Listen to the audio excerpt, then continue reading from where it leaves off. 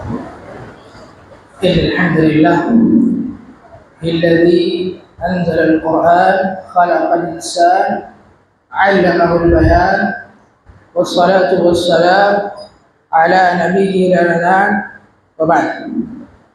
وقد يقول الله عز وجل في كتابه الكريم: شهر رمضان الذي أنزل فيه القرآن هدى للناس. وقال: إنا أنزلناه في ليلة القدر. محترم مکرم معزز سامعین و سامعات،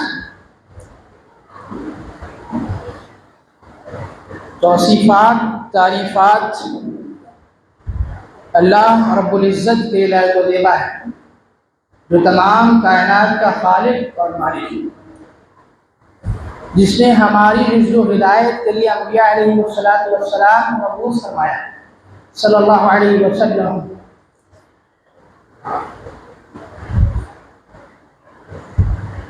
10 منٹ لکھ لوں گا، 10 منٹ سے زیادہ نہیں، شیخ کو خطاب کرنا ہے۔ جس بابرکت مہینے سے ہم اور آپ گزر رہے ہیں، وہ بابرکت مہینہ رمضان المبارک کا مہینہ، جو نہایتی تکریم، نہایتی تشریف اور نہایتی افضل مہینہ ہے تمام مہینوں میں۔ اس مہینے کے اندر اللہ کی بہت سی نعمتوں کا نزول ہے، اور اس نزول کے ہونے کی بنیاد پر ہم اور آپ اس نزول کہ جو اللہ نے نزول کیا، یہ تمام تر اس مہینے کے اندر نعمتیں، ان نعمتوں سے ہم اور آپ استفادہ کرتے ہیں۔ اس مہینے کے اندر جہاں بہت ساری نعمتیں ہیں، وہیں ایک بہت بڑی نعمت یہ کہ اللہ نے اس مہینے کے اندر قرآن کو نازل کیا۔ قرآن کے نزول کا یہ مہینہ کہا شہر رمضان الذی انزل فیہ القرآن، رمضان کا مہینہ جس میں ہم نے قرآن کو نازل کیا۔ اللہ نے رمضان کے ربط کو قرآن کے نزول سے جوڑ رکھا، اور پھر کہا ھدی للناس، یہ لوگوں کے لیے ہدایت ہے۔ قرآن مقدس کا نزول ہونا اس مہینے کے اندر کہیں نہ کہیں بہت بڑی حکمت ہے اس کے اندر۔ رمضان جس غرض سے اللہ نے ہم پر رمضان کے روزے فرض کیے اور رمضان میں بہت سی نعمتوں کا نزول کیا، غرض کیا ہے؟ یہ رمضان کے اندر جو نعمتیں ہم اور آپ دیکھنے ملتے ہیں، ہمیں اور آپ کو، ایسی نعمتیں جن سے ہم اور آپ استفادہ کر کے جنت تک پہنچ سکتے ہیں، ایسی نعمتیں کہا اللہ کے رسول صلی اللہ علیہ وسلم نے اذا جاء رمضان فتحت ابواب الجنہ وغلقت ابواب النار وسفلت الشیاطین، جب رمضان آتا تو جنت کے دروازے کھول دیے جاتے، وغلقت ابواب النار، اور جہنم کے دروازے کو بند کر دیا جاتا، وسفلت الشیاطین، اور شیاطینوں کو جکڑ دیا جاتا۔ کیا وجہ ہے؟ وجہ یہ ہے کہ ہماری ایمان کو تقویت ملے، ہمارا ایمان ریفریش ہو جائے، سال بھر جو ہم نے گناہیں کیے ان گناہوں سے ہم اور آپ پاک ہو جائے، ہم اور آپ یہ اپنے ایمان کی تجدید کر لے، اپنے ایمان کی تصحیح کر لے۔ اس بنیاد پر یہ رمضان آتا جہاں اللہ نے ریفریش کے لیے، ایمان کی ریفریش کے لیے بہت ساری نعمتیں اس مہینے کے اندر، لیلۃ القدر کا اتارنا بھی وہاں ایک ہے، اور اس کے علاوہ بہت سی نعمتیں جہاں اللہ نے نزول کیے اس مہینے کے اندر، اس پہ ایک بہت بڑی نعمت اللہ نے نازل کیا اس مہینے کے اندر، وہ یہ کہ اللہ نے قرآن کو نازل کیا۔ اور قرآن کے نازل کرنے کا ایک بہت بڑا مقصد یہ تھا کہ چونکہ یہ رمضان المبارک کا مہینہ کلام کے نزول کا مہینہ ہے، تو اس بنیاد پر کلام مقدس کی تلاوت کر کے اس سے تدبر و تفکر حاصل کر کے انسان تقوی شعار بن جائے۔ اور جہاں رمضان کا غرض یہ کہ وہ ریفریش انسان کے ایمان اور انسان کی ایمان کو تقویت دلاتا ہے، وہیں قرآن مقدس کا بھی یہ مقصد ہے۔ سو اس کا مقصد، دونوں کا مقصد کہیں نہ کہیں دونوں کے درمیان جواب پیدا کر رہا ہے۔ اور اسی غرض سے اللہ نے لیلۃ القدر بھی نازل کیا، اور لیلۃ القدر کو اس رمضان کے ہی مہینے میں رکھا۔ اس کی وجہ یہ ہے کہ انا انزلناہ، ہم نے اسے قرآن کو نازل کیا فی لیلۃ القدر، لیلۃ القدر کے رات میں۔ قرآن کا جس کے ساتھ ربط ہو جائے وہ بلند ہے، وہ بالا ہے، وہ افضل ہے میرے بھائیوں۔ قرآن جس لغت میں نازل ہو گیا وہ افضل، کلام جس نبی پہ وہ افضل، قرآن کا جس سے ربط ہو جائے وہ افضل ہے، کلام کے اندر آنے والی جتنے کلمات ہیں سب افضل۔ کلام مقدس نے جہاں ہمیں بہت سارے دروس دیے اور اس کے بہت سارے مقاصد سے جس سے ہم اور آپ ناآشنا کہنے ہیں، اور اگر آشنا ہو تو کچھ ہی لوگ، وہ ان مقاصد میں سے ایک بہت بڑا مقصد یہ کہ اللہ نے قرآن کو کس لیے نازل کیا، یہ تدبر، تاکہ انسان اس سے تدبر و تفکر حاصل کرے۔ اگر انسان اس سے تدبر و تفکر نہیں حاصل کرتا تو کہیں نہ کہیں اس قرآن کا حق آپ اور ہم کھا جاتے ہیں۔ اللہ کے کلام کو اس کان سے سننا اور اس کان سے نکال باہر کرنا، یہ کہیں نہ کہیں قرآن کی توہین ہے۔ اسلاف اس کو سمجھا کرتے تھے۔ ائمہ اربعہ کے بارے میں آتا ہے کہ وہ لوگ مہینے کے اندر، رمضان المبارک کے مہینے کے اندر 60 مرتبہ قرآن ختم کرتے، 60 مرتبہ۔ جو لوگ یہ کہتے ہیں کہ 3 دن سے زیادہ میں قرآن نہیں ختم کر سکتے، رجب بن حنبلی نے ان کا بہت بہترین جواب دیا، کہا کہ جو اشرف مہینہ ہوتا ہے، جو افضل مہینہ ہوتا ہے، اس کا ایک ایک لمحہ نہایت ہی افضل اور نہایت ہی بابرکت ہوتا ہے۔ اور یہ علماء کے لیے خاص تھا، وہ علامہ تھے زمانے کے، انہوں نے تدبر و تفکر میں پی ایچ ڈی کر رکھا تھا کہنے دیجیے۔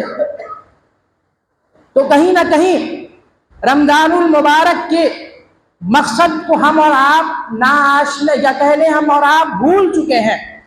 قرآن اللہ نے اس مہینے کے اندر اس لیے اللہ نے نازل کیا تاکہ انسان اس کو تدبر و تفکر کر کے جنت تک پہنچ سکے۔ ہدی للمتقین، ہدایت کا مطلب کیا ہے؟ ہدی للمتقین، متقیوں کے لیے ہدایت ہے۔ ہدی للناس، لوگوں کے لیے ہدایت ہے۔ مطلب یہ کہ ہدایت کے راستے کو اللہ نے صاف کر دیا قرآن مقدس کے ذریعے سے۔ انا انزلناہ قرآنا عربیا لعلکم تعقلون، اللہ نے اسی لیے قرآن کو عربی میں نازل کیا تاکہ تم لوگ سمجھو، سمجھنے کے غرض سے۔ جہاں بہت سے مقاصد قرآن مقدس کے ہیں، وہیں ایک بہت بڑا مقصد قرآن مقدس کا یہ، یا کہہ لیں اس کا حق یہ کہ اس کو ٹھہر ٹھہر کر پڑھا جائے، ٹھہر ٹھہر کر پڑھا جائے۔ کہا ورتل القرآن ترتیلا،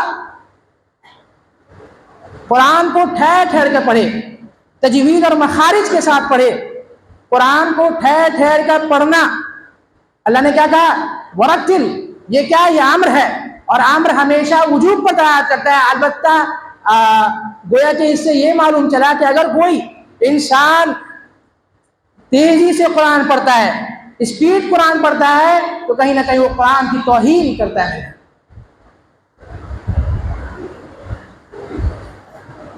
اور تدبر و تفکر سے ہمارا دور تک رشتہ ہے۔ ہم نے قرآن کو کبھی اس لیے پڑھا ہی نہیں کہ ہم تدبر و تفکر حاصل کریں، حقیقت یہ۔ اور مجھے کہنے دے حقیقت کیوں نہ ہو کہ شاہ ولی اللہ اور ان کے بیٹوں کے ذریعے سے جب ہندوستان کے اندر پہلی مرتبہ اردو اور فارسی کا ترجمہ آیا تو علماء سو نے ہندوستان کے ان کو قتل کا، ان کے لیے قتل کا فتویٰ جاری کر دیا، ان کو قتل کر دیا گیا۔ کیسے یہ امت سیکھے قرآن؟ کیسے تدبر و تفکر حاصل کرے؟ تدبر اور تفکر سے تو ہمارا دور تک رشتہ نہیں، نہ عربی سے ہے، نہ قرآن مقدس، نہ علماء سے ہے۔ یہاں تک کہ تدبر و تفکر کرنے والوں کی کم سے کم عزت تو ہونی چاہیے، وہ بھی نہیں ہے۔ 10 منٹ جو میں بولا تھا قریب آپ کے حوالے سارا وقت، تو کہنے کا مقصد یہ رہا میرا کہ قرآن کہ جہاں بہت سے مقاصد ہیں، انشاءاللہ کبھی ہو سکے تو میں مقاصد بیان کروں، لیکن جو مقاصد ہیں ان میں بہت بڑا مقصد اور بہت کہنے سب سے افضل مقصد یہ ہے کہ اس کو تدبر و تفکر کے ساتھ، اور وہ آیت اللہ نے کس قدر کہا افلا یتدبرون القرآن ام علی قلوب، کہا کہ کیا تم لوگ قرآن مقدس کے اندر تدبر و تفکر نہیں کرتے؟ یہ انداز دیکھیں، کیا نہیں کرتے؟ کہیں نہ کہیں اللہ نے ہم سے چاہا ہے کہ یہ کرو اور یہی کرا جائے، اور میں نے کہا یہ واجب ہے، جو انسان ہر مسلمان پر یہ واجب ہے کہ وہ قرآن کو تدبر و تفکر سے پڑھے سمجھے، اور آج تدبر و تفکر سے نہیں پڑھنے والے بڑے اللہ بنے پھر رہے ہیں، بہت اللہ بنے پھر رہے ہیں۔ لہذا حضرت عمر رضی اللہ تعالیٰ عنہ کا اثر نقل کیا ہے، کہا کہ حضرت عمر رضی اللہ تعالیٰ عنہ اپنے زمانے میں جب اختلافات کا دور نہیں تھا، سوچتے، اور کیا سوچتے کہ یہ امت اللہ کے رسول کی پیشن گوئی تھی، سوچتے کہ امت اللہ کے رسول جیسا کہا کہ حلق کے نیچے امت کے ایسے لوگ آئیں گے جو اس کے حلق کے نیچے قرآن نہیں اتریں گی، تو عمر رضی اللہ تعالیٰ نے سوچا کہ وہ کون لوگ ہو سکتے ہیں، ایسا کیسے ہو سکتا ہے جس کا نبی ایک ہو، جس امت کا نبی ایک ہو، جس کا رب ایک ہو، جس کا کلام ایک ہو، کیسے تفریق ہو سکتے ہیں، کیسے اختلافات کے شکار مولوی ہو سکتے ہیں؟